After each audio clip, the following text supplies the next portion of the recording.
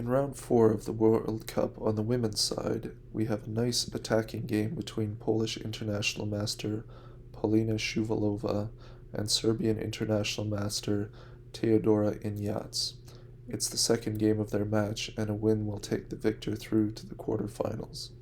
It features a line of the Semi-Slav where black captures the Gambit pawn and tries to keep it, with white creating attacking chances in the center. It's a pretty short game lasting only 26 moves. So let's see the game.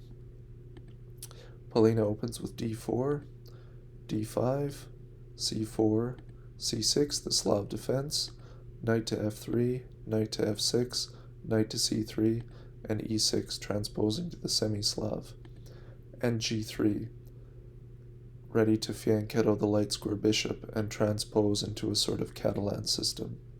So Injac takes the opportunity to capture the pawn on c4 and bishop to g2.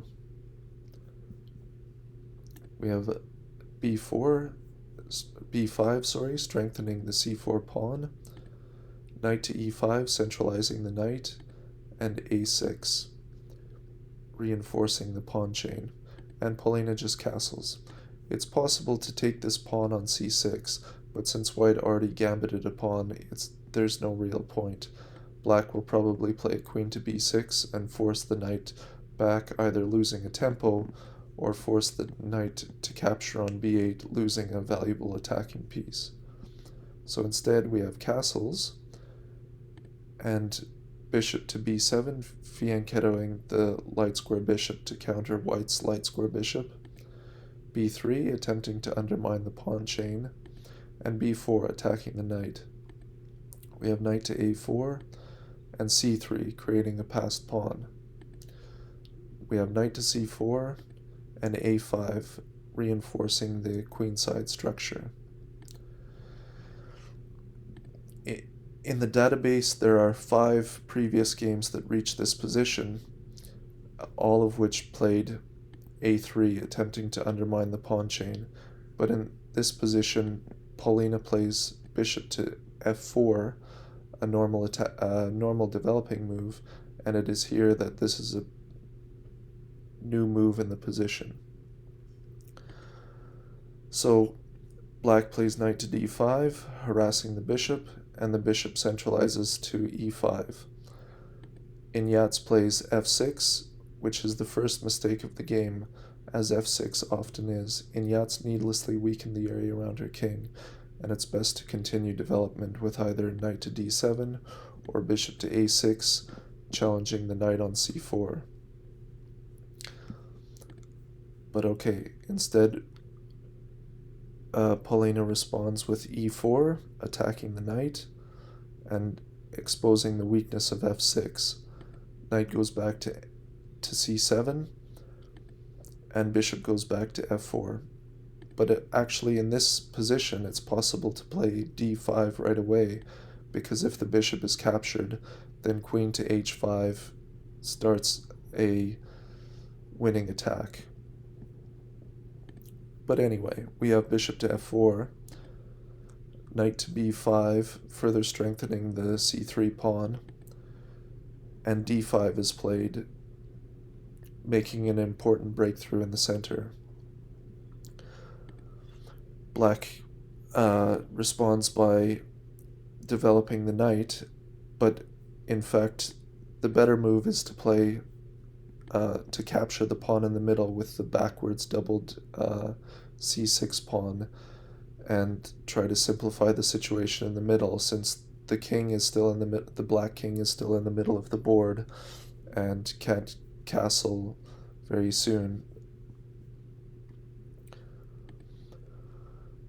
But anyway, since Injac doesn't capture in the middle, Polina captures the e6 pawn, opening up lines to the black queen.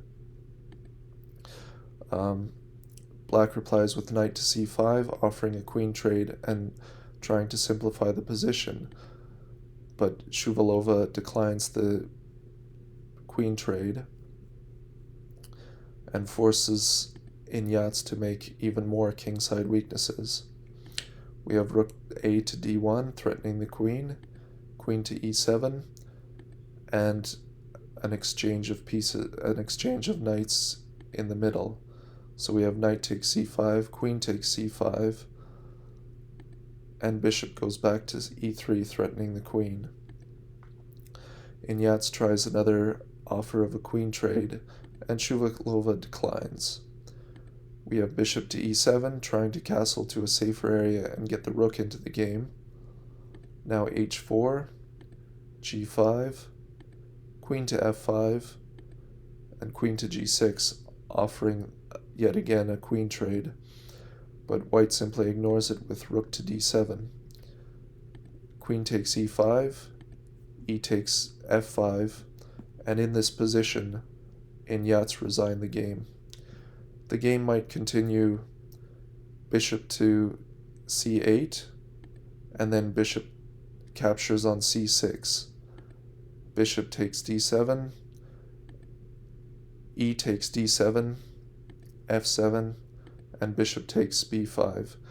And here you have two pieces for the rook. You're up a well-defended pass pawn on d7, and all white's pieces are mobilized for the attack.